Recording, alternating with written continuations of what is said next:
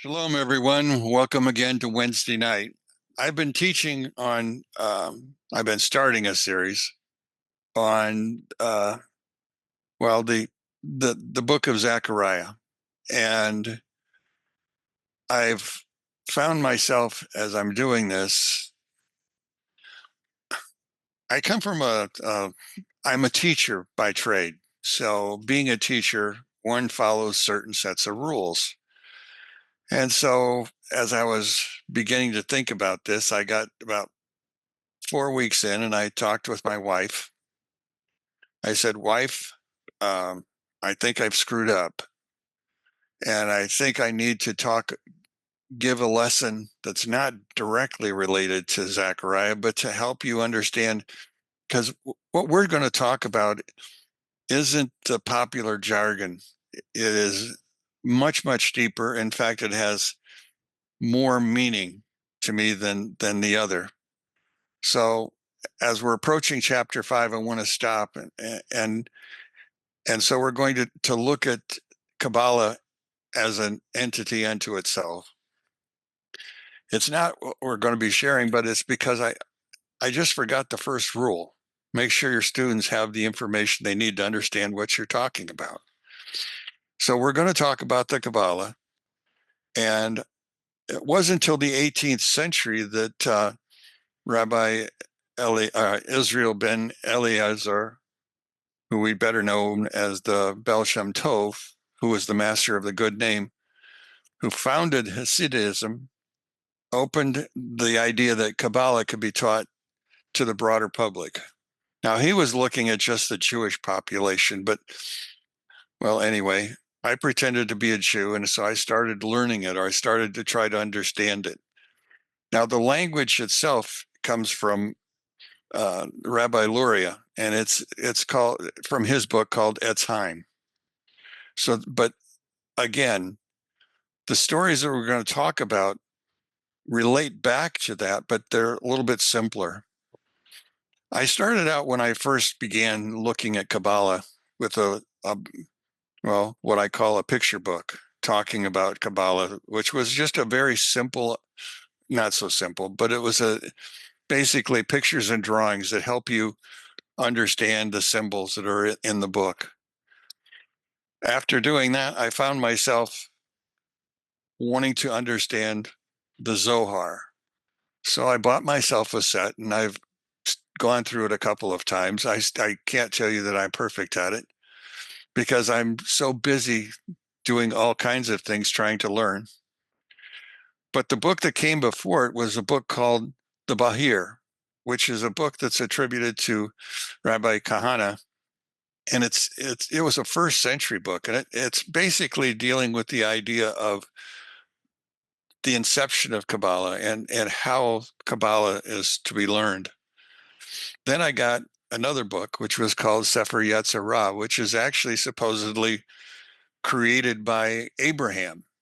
And the story was retold several times. And finally, it's been captured and translated by Ari Kaplan, who was a rabbi in Chicago, not far from where I was living. But anyway, as I'm going through this, I decided even the simple Jew has access to the deepest light. So therefore, I made the decision myself to begin to look into this spirit of Kabbalah in all of its technicalities. So today, well, there are schools for it. Unfortunately, being a Gentile, going to school is not something that's looked upon very well. So I basically have taught myself. And so I'm sure I probably have some barnacles that have been attaching to me, but I continue to try to go back and read and learn and go from there.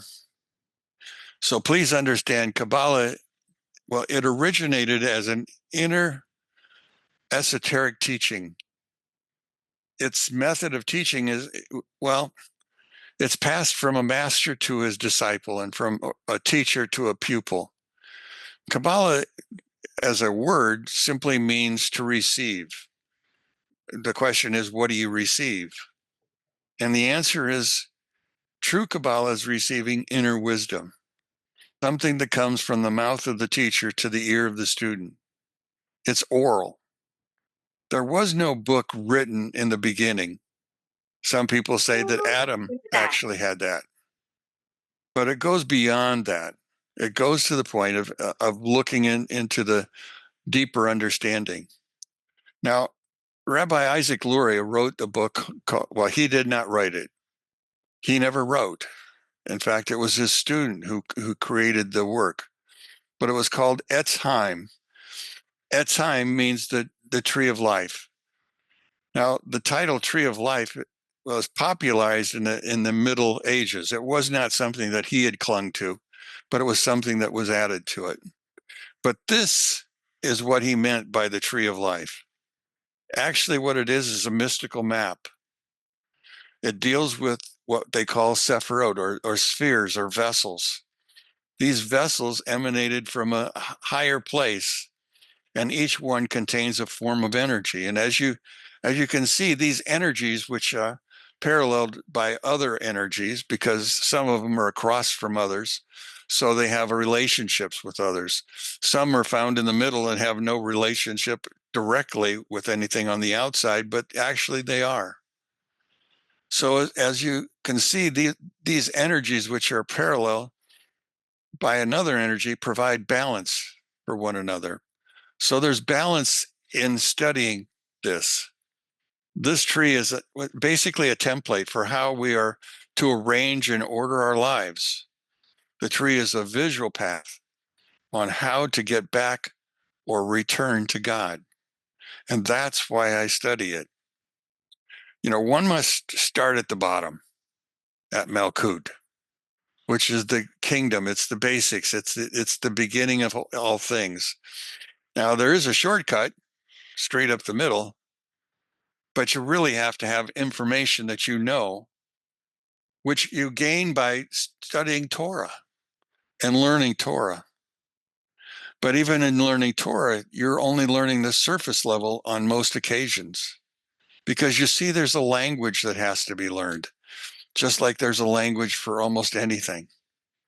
Now, as you can see, it consists of 10 with an 11th one called, in this case, da'at, which means knowledge.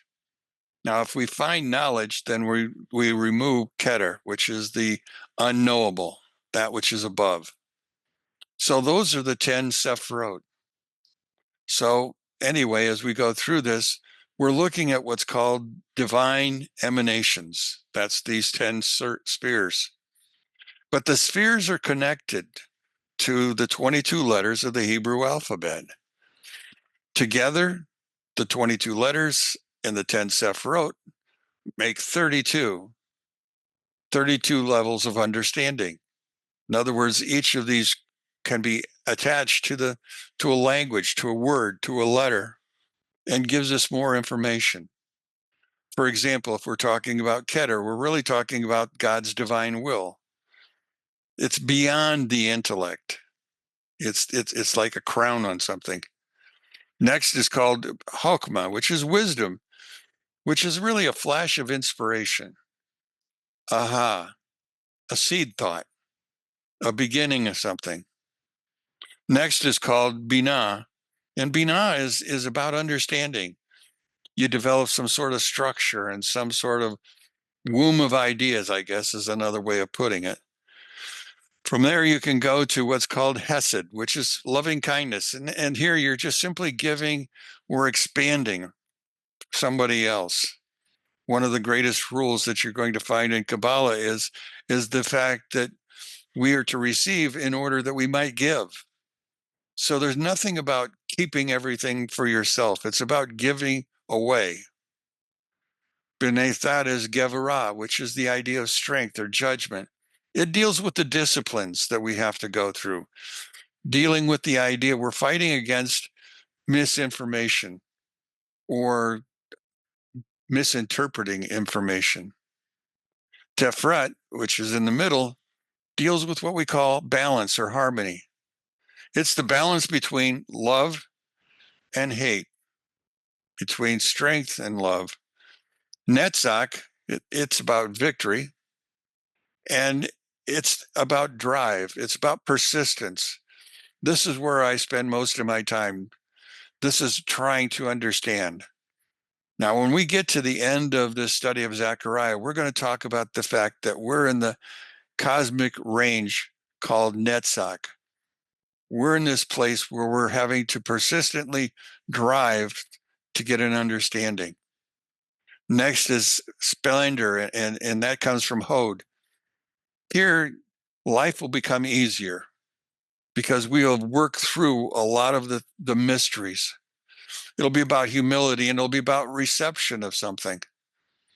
Yesod, on the other hand, is a foundation. It connects, and it goes between channels in all directions.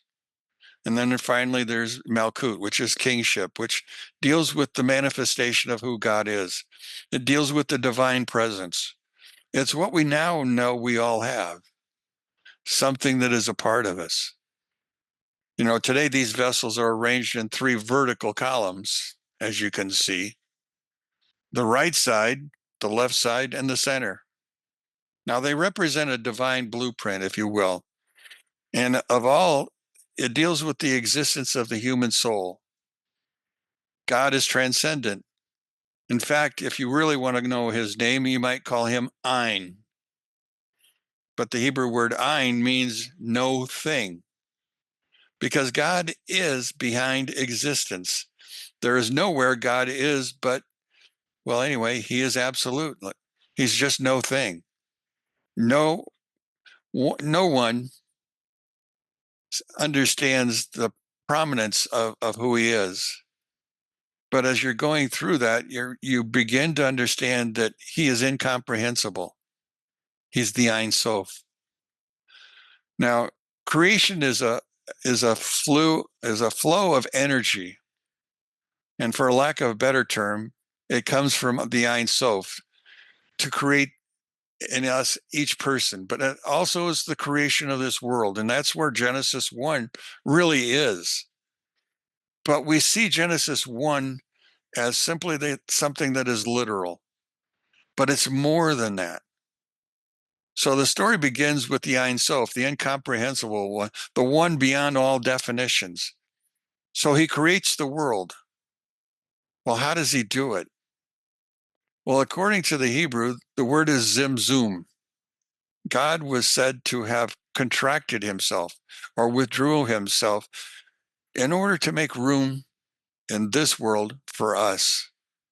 So therefore, Tzimtzum refers to the first act in a Kabbalistic cosmology where God withdraws his infinite light to make space for creation. So please understand, in the beginning, Ein Sof filled all reality. For creation to exist, which requires separation and actually limitations, God concealed his overwhelming presence. Even though he was in the Garden of Eden with Adam and Eve, they could not tell he was there until he rustled the bushes. In classical science, we learned that no two things can occupy the same space at the same time. Well, God didn't physically move, but he simply veiled his light. And this created a kind of a vacated space, if you will, within which finite existence could rise. Now, it is said that after he was vacated this space, he inserted within this circle, if you will, a thin line. Now, that line was called a kav. And so God seemingly re-enters into this empty space that isn't empty. And as he does, if you go to verse number 3 in the Genesis 1, you find out, and God does what? We have light. Listen, Tzimtzum simply teaches that God is hidden, but still immanently present in all things. And it explains how free will, evil, and separation can exist without denying divine omnipresence. As the divine light began to flow into creation, it was meant to be received by these kalim, these vessels. spiritual structures designed to hold different aspects of divine energy. Everything in this world really revolves around energy or frequency of some sort. It's the way God built everything. So as we go through this, these vessels are actually spiritual structures that are designed to hold these different aspects of energy, like kindness, hesed, like judgment, gevurah, or tefret, which is beauty or balance. Somehow something went wrong. I don't call it a mistake. We don't understand exactly why or how, but the first vessels could not contain the intense divine light that was being poured into it. And what occurred was called Sheveret Halakim, or the shattering of vessels. This is what is spoken of in 1:2 when the earth became astonishingly empty. Tohu vabohu, chaos, and astonishingly empty is what the Bible calls it in the Christian Bible. But the shards of these vessels fell into this lower world that we're living in, and they're trapped. And so the sparks of divine light within them, well, it's here, and part of our job is to find it. Now, this is a mystical explanation for the presence of chaos, evil, and suffering in this world. The breaking scattered, let's try it again. The breaking scattered holiness into exile. And so our task is to tikkun. It's to repair, to gather and elevate these sparks. Okay. So why does it matter to us that these sparks are laying around? Again, it speaks to our task that we were assigned, tikkun olam. We're about repairing this world. Every mitzvah, every act of kindness, every moment of awareness of God, spiritual awakening, all of that goes to repairing these vessels. Now, this humanity's partnership in completing the task of creation, returning the world to its intended wholeness. That's called tikkun olam. So understand, we have a purpose. Oftentimes I hear myself say, what good am I? What am I doing? How am I making things better? Well, history moves from tikkun, or from tohu, which is chaos, to tikkun, which is rectification. So the final redemption, which is called Gula, involves total repair and integration of divine light into all aspects of life and matter. The shattering also created a rift between the masculine and feminine spiritual energies. Again, we talk about everything as being energy. And there's even in energy, there's masculine and then there's feminine. Now in Kabbalah, healing this rift, this causes us to unify the divine name. Right now, if we were really using the Kabbalah understanding, we live in the world of Yah, which is Yud Hey. That's this present world. Now, the world to come is called Vav Hey. And when they are together or even separate, it's called Shekinah. It's the key to redemption. If you remember Genesis 2:15, it says, and the Lord took the man and put him in the Garden of Eden. Notice, man was not created in the Garden of Eden. He was taken to the Garden of Eden. And it says, Lo Ovadah La Ashramra. Why? He was taken and put to work it and to guard it. Okay, let's break down that idea for a second. Because you see, it's actually that to work it and to guard it is written on three different levels. There's the literal level, what he's actually saying is what he means, but there's a moral level and there's a mystical level. Now, on the literal level, even the perfect garden where plants grow, every tree bears fruit, the creatures will multiply and require some maintenance, but Adam's task wasn't about back-breaking labor. What does it mean to work it? It implies cultivation, not toil. We went to the gardens in Asheville, North Carolina, and there were gardeners that tended all of the gardens that were there. This was the Vanderbilt estate. There wasn't the toil of gardening, but there was the maintenance and the care for taking care of it. So, like a royal gardener, that's what we're to do: tend and take care of this space. And it's not necessary, but it's an act of devotion. We want to do this. A shomra, to guard it, implies protecting the boundaries. It's possibly from disorder or intrusion. So, including spiritual ones that are like the snake, we're to guard ourselves, to make sure that we maintain an order. Now, the garden, again, really was a metaphor. It wasn't just geography. It was also about the state of being. Rabbi Samson Raphael Hirsch suggests that Adam's mission was to develop himself spiritually, to become more than what he was. So in this, La'ovadah, cultivate the self, refine your divine image, guarding oneself against corruption or the misuse of your freedom. The perfection of Eden wasn't static. It was potential waiting to be fulfilled through relationship, choice, and growth. A couple of weeks ago, I started talking to you about the idea of how the Hebrew language is different than English. In English, we have past, present, and future. In Hebrew, they have complete and incomplete.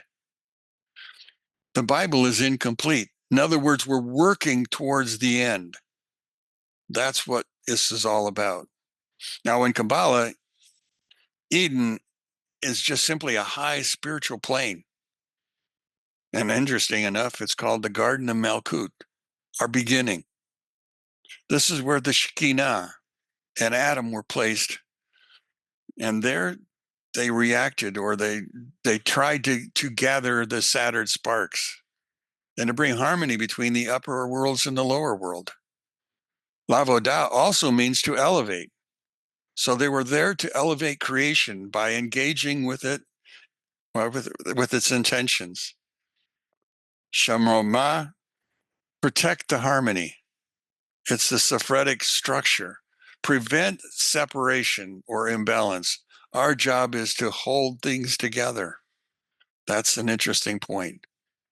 Now, as I go on, I needed to remind myself again and again. In Hebrew, time is not about past, present, and future, and especially in the mystical tradition. It is far deeper and more layered than this linear past, present, and future. In fact, in both the biblical Kabbalistic thinking, time is not a straight line. It's a living, sacred rhythm. It's an auger. It drills up. It's interactive. Now, this is never truer than at this point. Now, chaos had already happened before Adam was even put on this planet. So Adam's job was to complete the tikkun without resistance. Now, that's tragedy, isn't it? Well, instead of fulfilling it from within Eden, he shattered his Edenic bubble, if you will, and it forced him to do things from outside while he's in exile. You understand, we are in exile, just as Israel is in exile. The rabbi named Safat Emet, well, that's not his real name. His real name is Yehuda Are Lib Alta. He taught that work that we were to work and to guard were about spiritual actions, not physical at all. Work was about prayer and consciousness, and guarding was about maintaining awareness of God in everything. So the garden wasn't a place to relax, it was a place to wake up, something we do in a world to come. You see, we're never going to be just sitting around playing harps. That is not the intention of our God. Now, even though Eden was perfect, it was perfectly suited with potential. Now, not passivity as Adam's role became. We need to serve with love, not labor and pain.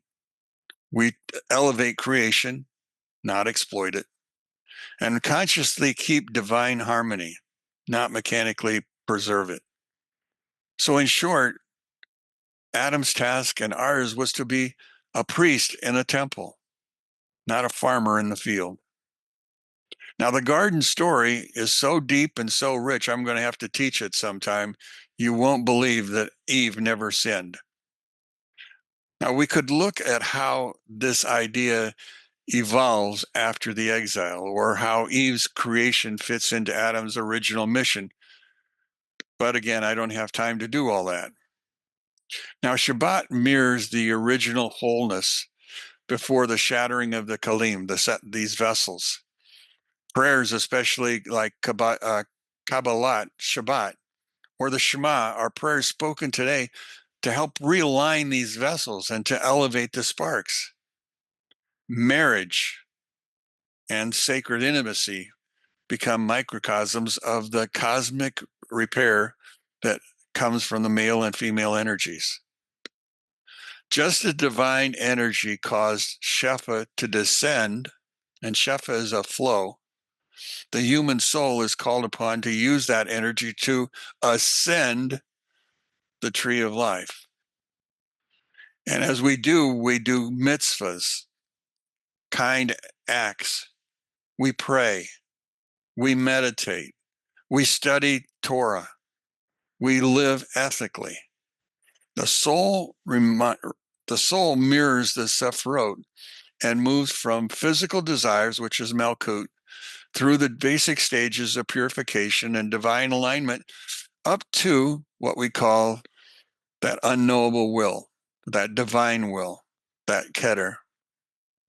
Now, the tree of life in Kabbalah is not just a schematic. It really is a living organism. And like all life, it functions through a dynamic union of masculine and feminine forces.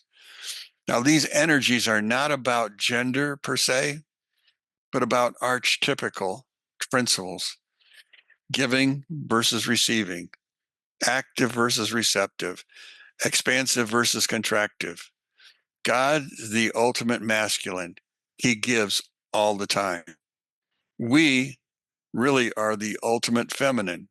We receive all the time.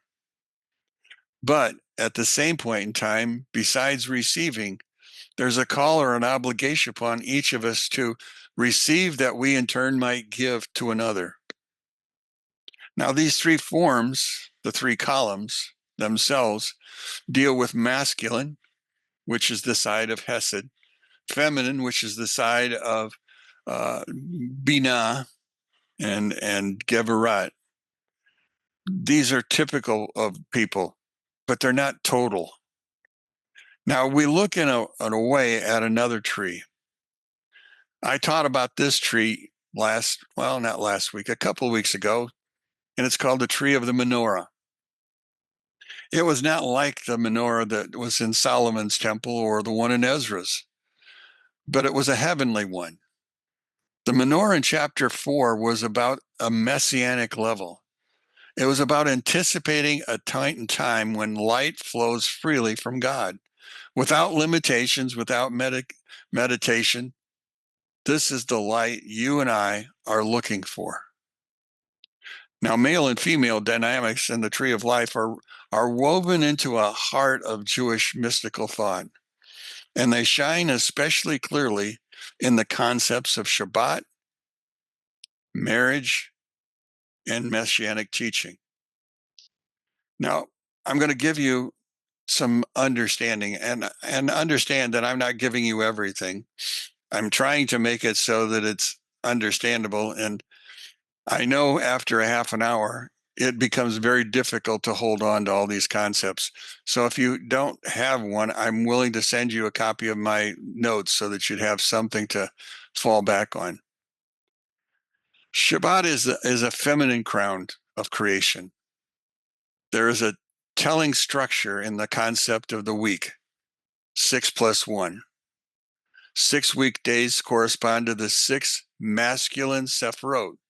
The masculine ones are Hesed, uh, uh, here's Hesed, and wisdom, which is Chokmah, and the other one is, Netzach.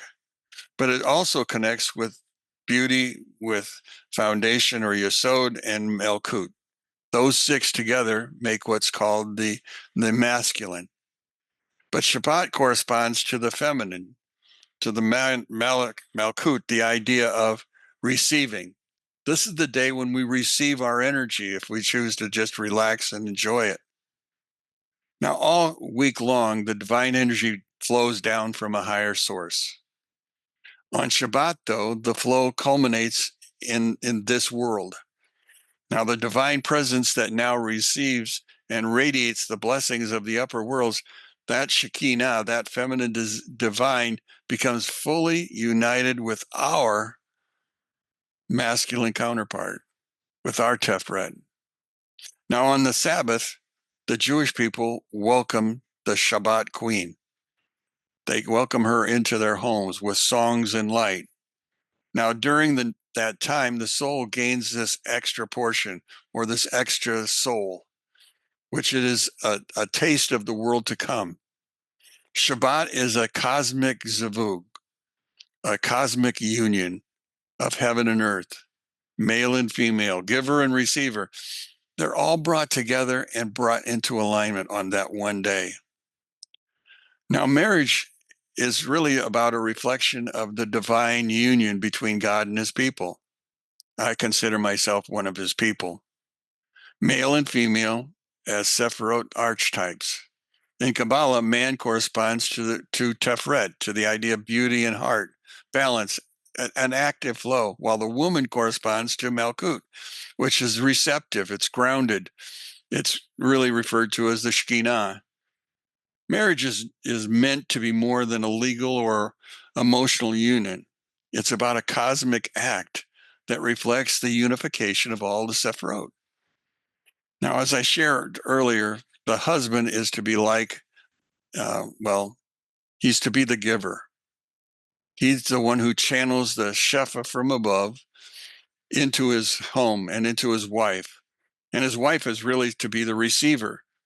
But when she receives, she's about to shape and to manifest that into a physical or an emotional blessing. So we need to see that as more than that. This is more than just a hierarchical system, but it's about mutual or circular satisfaction. Man gives, woman receives, she nurtures, she elevates, and the man is transformed because of it. Now, the idea of a wedding as a unification of the worlds, we find a huppah, the wedding canopy. Now, the wedding canopy is really Keter. It's that unknowable.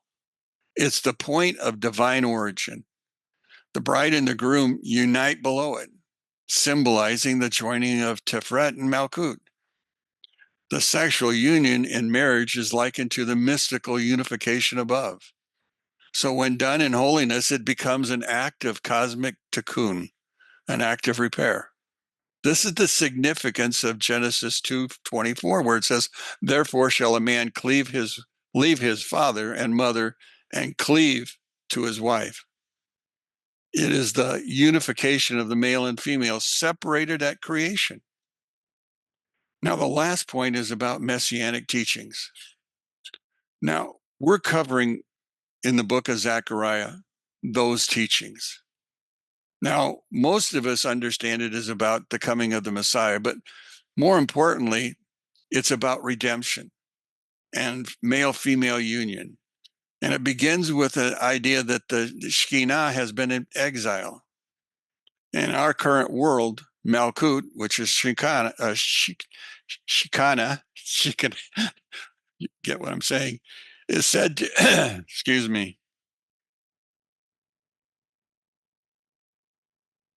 is said to be in exile, separated from the higher Sephirot. Today, the world is fragmented. There's no doubt about it. The divine flow has been obstructed. Now, the role of the Messiah in Kabbalah, who will be the Mashiach ben David, is associated with Yesod. Yesod is about the foundation. Foundation of what?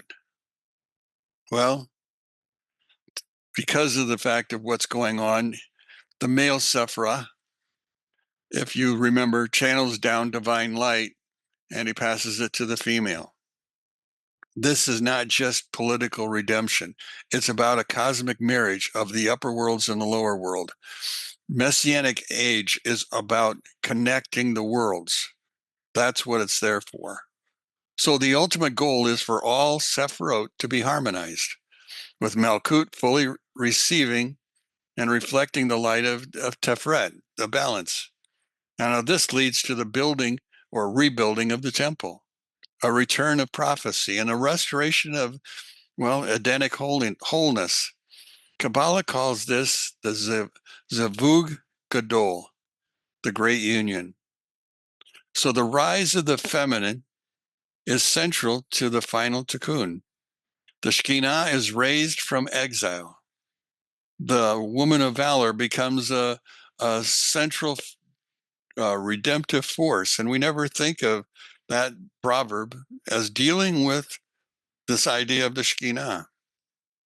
Now, in some Hasidic and Zoroastric teachings, there are even a feminine aspect of the Messiah, and that's called Bat Zion. And there he's called the daughter of Zion. And he represents the Shekhinah being glorified. But that, again, that's another subject for another time. Now, next week, I'm going to go and start talking about the idea of Zechariah 5 and the flying scroll.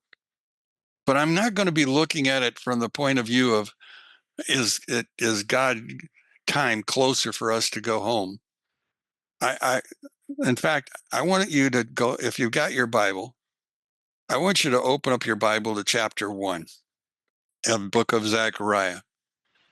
Now, Zechariah talks about the return of God. That's his opening remarks. But the first thing he does by verse number 7 is he begins to do visions. There's 7 of them all together, but these visions are not so much about when he's coming, but it's to tell us about something about the process. So in verse number 7, it's on the 24th day of the 11th month, that during that time, Darius said the word of God to Zechariah, the son of Berechiah, I saw a vision in the night. There was a man riding upon a red horse, and he was standing among the myrtle bushes that were in the pool of water. Behind him were horses, red, Sora, and white. Now, most of us try to make that into something understanding of the 4 horsemen, or the is in the Revelations, or the 4 major empires that ruled over Israel. But it's not about that. It's about Jerusalem. It's about the temple. It's about the fact that we're beginning to move towards the period of time of the temple. In the second chapter, it goes on to talk about something entirely different. In fact, it begins by me looking up and seeing 4 horns. And again, the 4 horns are speaking of time, but they're also supposed to be talking to us about the fact of moving towards God. The third vision is the vision where he talks about the measure. And this idea of measure is about, again, temple. It's about moving towards the temple, aligning ourselves with that whole concept. And as the nation continues to grow. And finally, there's the protection that has to be given to the priest. Well, that's, as we saw, was Jacob at that point in time, who was wearing dirty clothes. Well, Jacob is more than just his clothing, but his clothing represented sin, and God had to cleanse him from his sin. How did he do it? He used a special device, the menorah. As we go through our stories, I'm going to try to be more cognizant of teaching you what these mystical parts are about, because we're so busy trying to lock on to when God's going to send the Messiah that we lose track of everything else. Our purpose is to keep ourselves goal-oriented, and our goal is God. Our goal is reaching God. And the only way you can achieve your goal is if you continue to focus on where you're going. You know, most of the time when I was a Christian, I have to say I was always called to the altar because I did something wrong. Well, the problem with that was the fact that I was always wrong. And I needed to find out that it wasn't just that I was wrong, I was just off course. And I needed the push to get back on the trail. But what was the push? Well, the more I read the first 5 books, the more I found out that what I really needed to do was to read those books and begin to comprehend the lifestyle of one who is trying to reach God. And that's what the story of the Torah is about.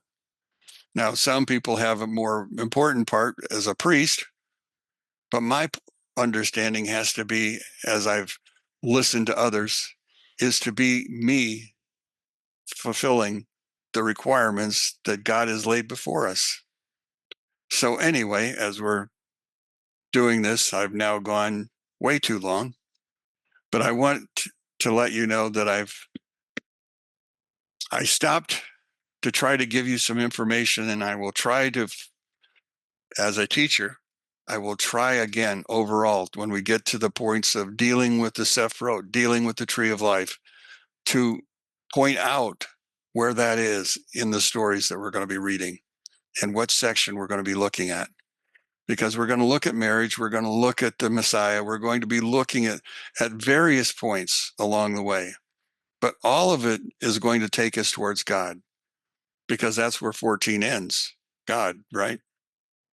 But then we're going to go beyond that. I'm going to take you to the next worlds, the cosmic worlds.